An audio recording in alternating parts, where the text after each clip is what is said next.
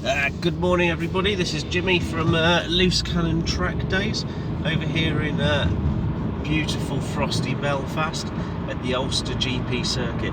Now I do apologise for my voice, I've not got a cold or anything, that's just my voice unfortunately.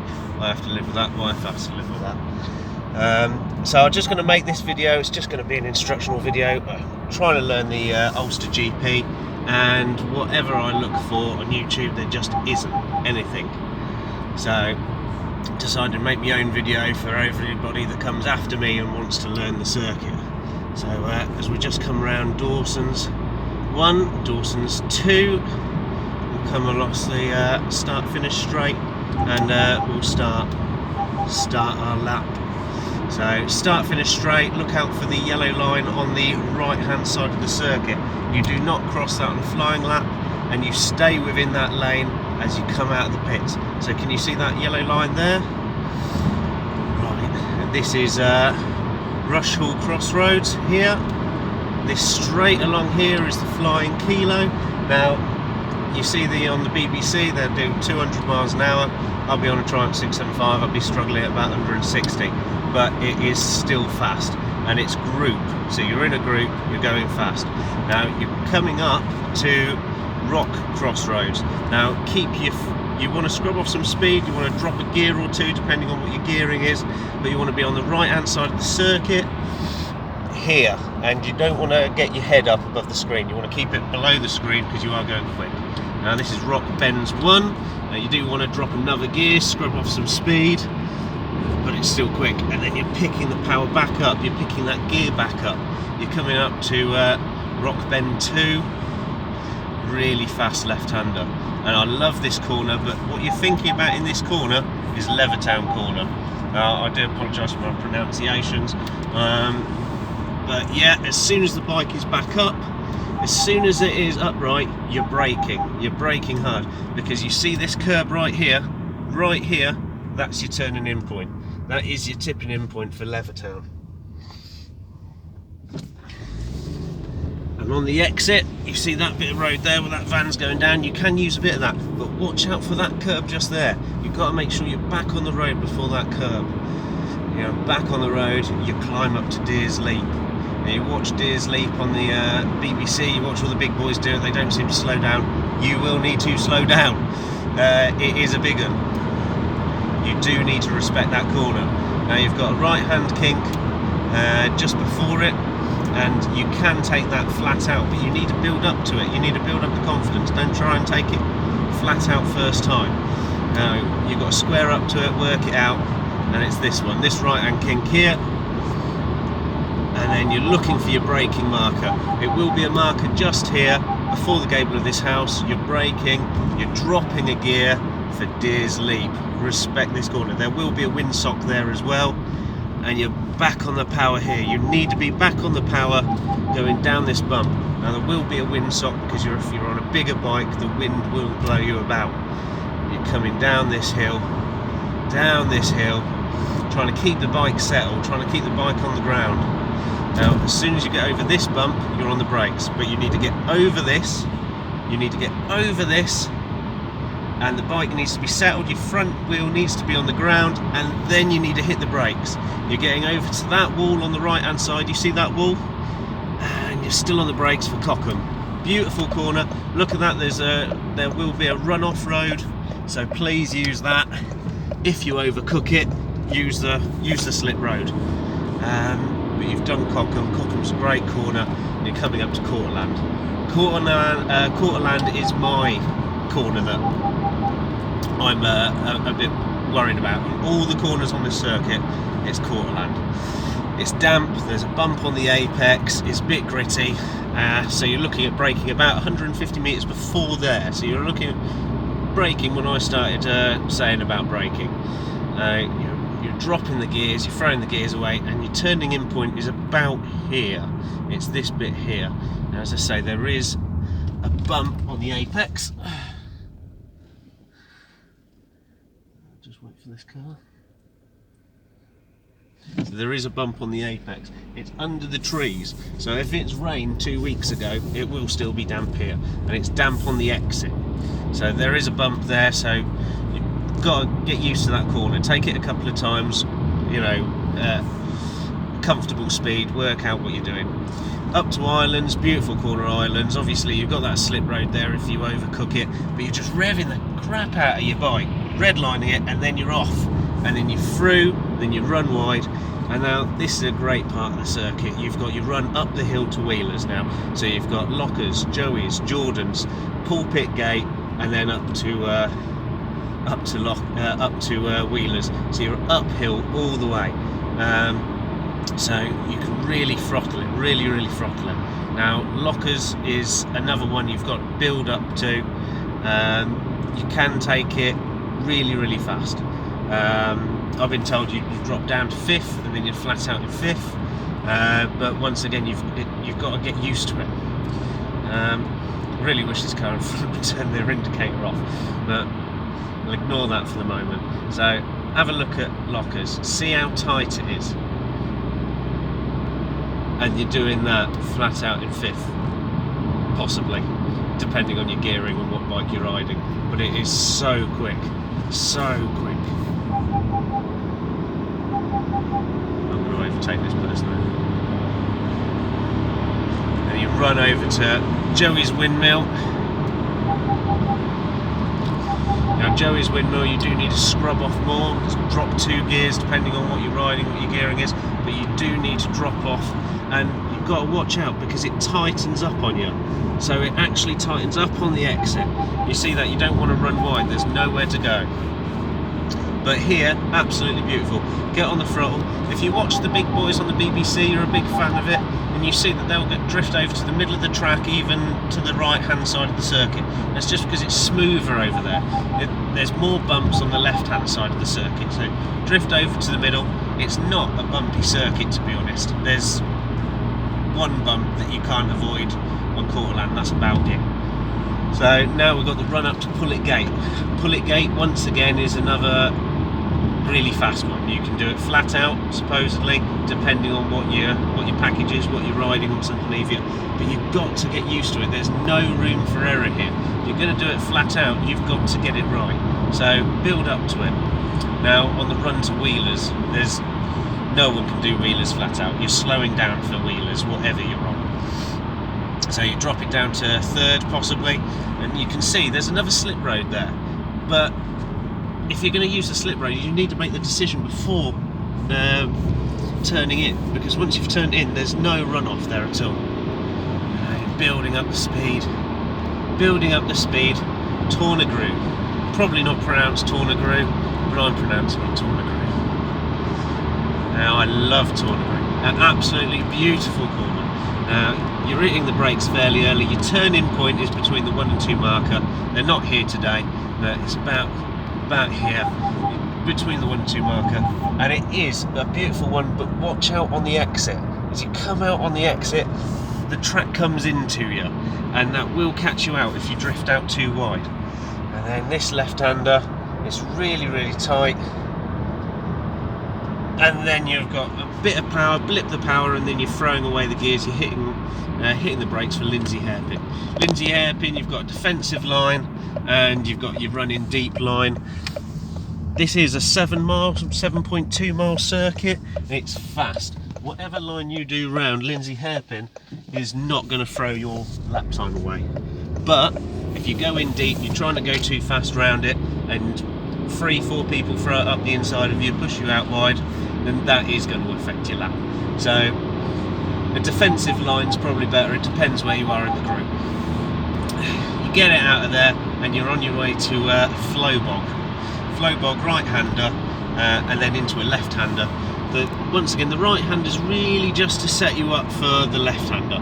As you come around here, you're looking for the last post on the right-hand side.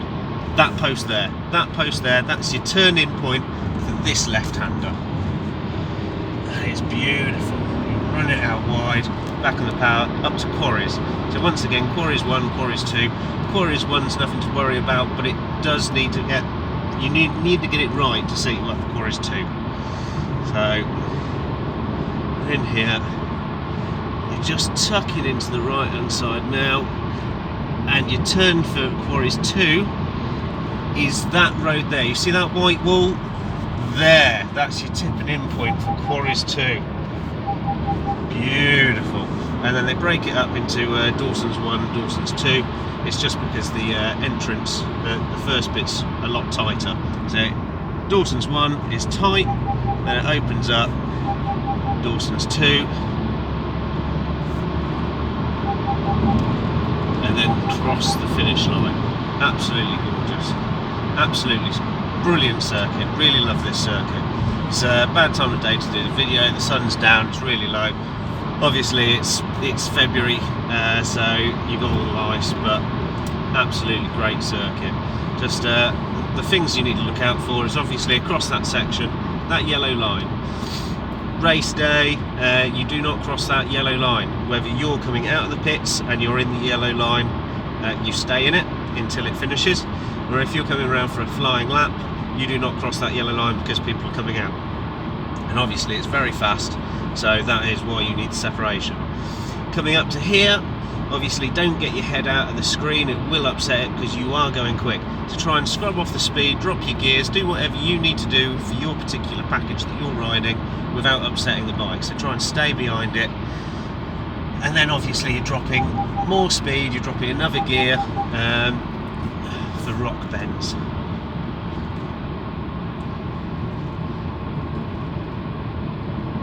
And you're picking up the speed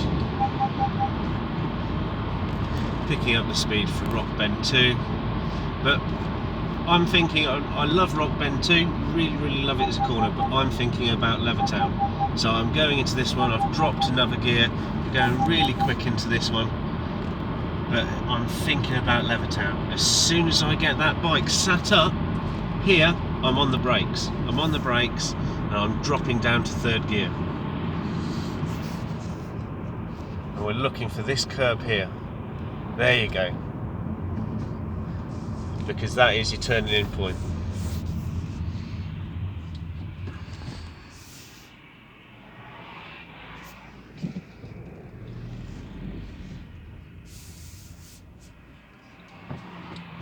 Just wait for these cars to go.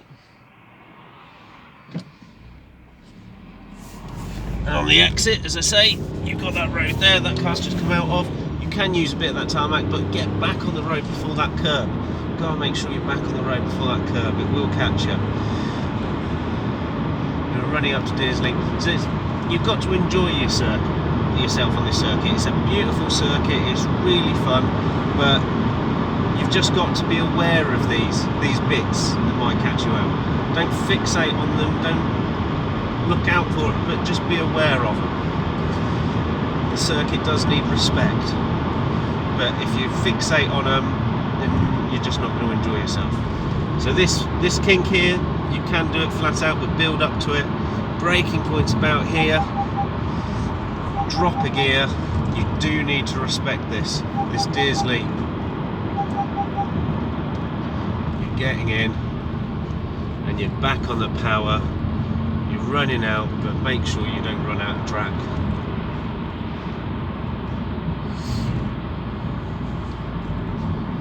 So you see how busy this road is as well. Anybody that's done Oliver's Mount will realise that, you know, it's not a busy, Oliver's Mount's not a busy circuit, so the tarmac's really green, it's not used throughout the year.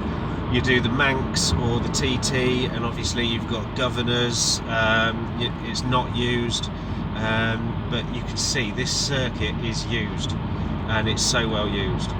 So throughout the year, it's a really nice circuit. On the right hand side by that wall, over to the left, Cockham.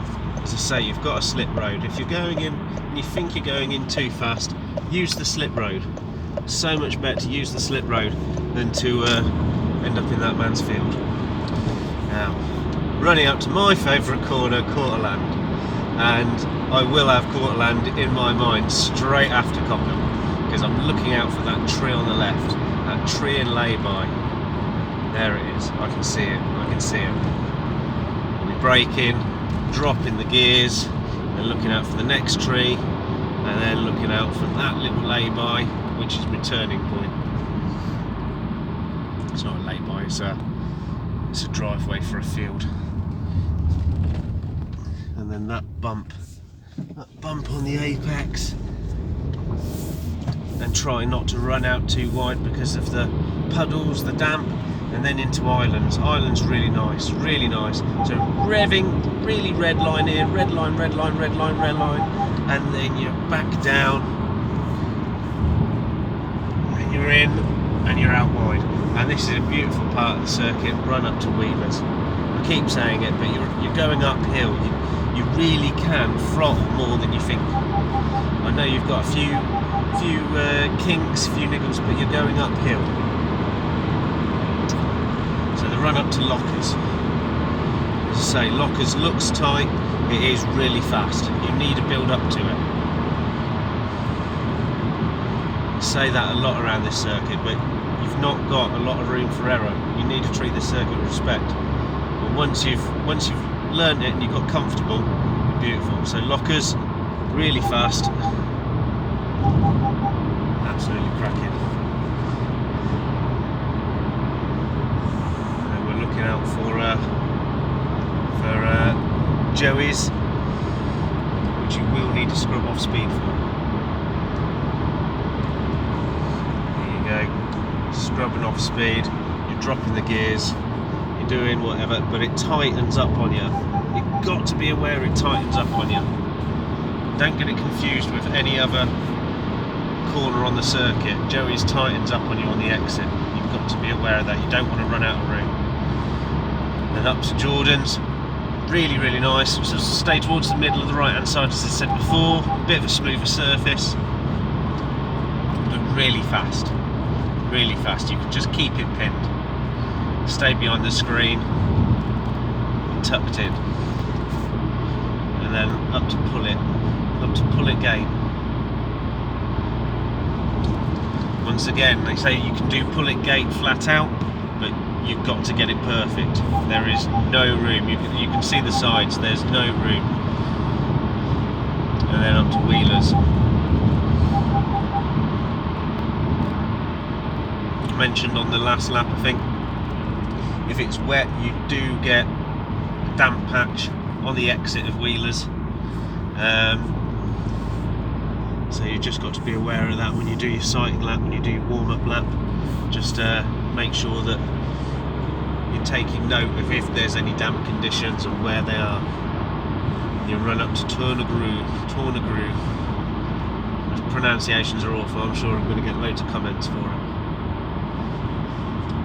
They named all the corners Dave, Bill and Bob. I'll be fine. Your turning points between the 1 and 2 marker, which will be there on the day.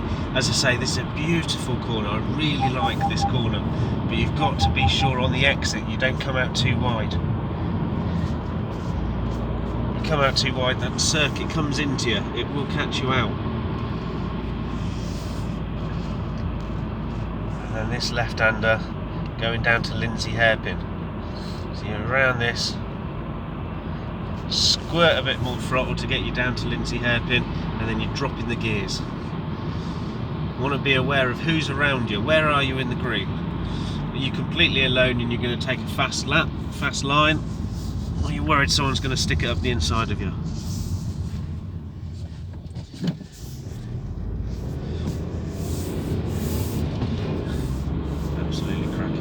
Now we've got our short stint to the end. Short stint to the end, you're almost there. Flowbog, Quarries, Dawson's, Simples.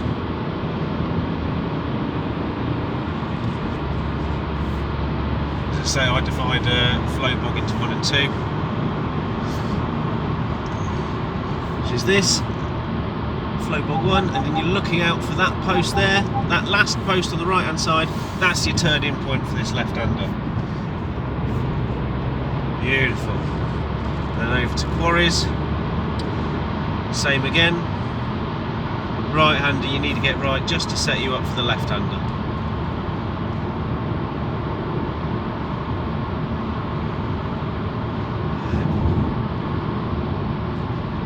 You're in, and you're looking for that white wall. That white wall on the right-hand side. Do you see that? That's your turn-in point. That's your tipping-in point. And then Dawson's 1 and 2. Dawson's 1 tighter, but it opens up into Dawson's 2. Really quick, really quick. You get the right line through here, it's really fast. And then back onto the start-finish straight. Alright, I'll leave you with that. You don't have to listen to my voice anymore. Hope it was helpful.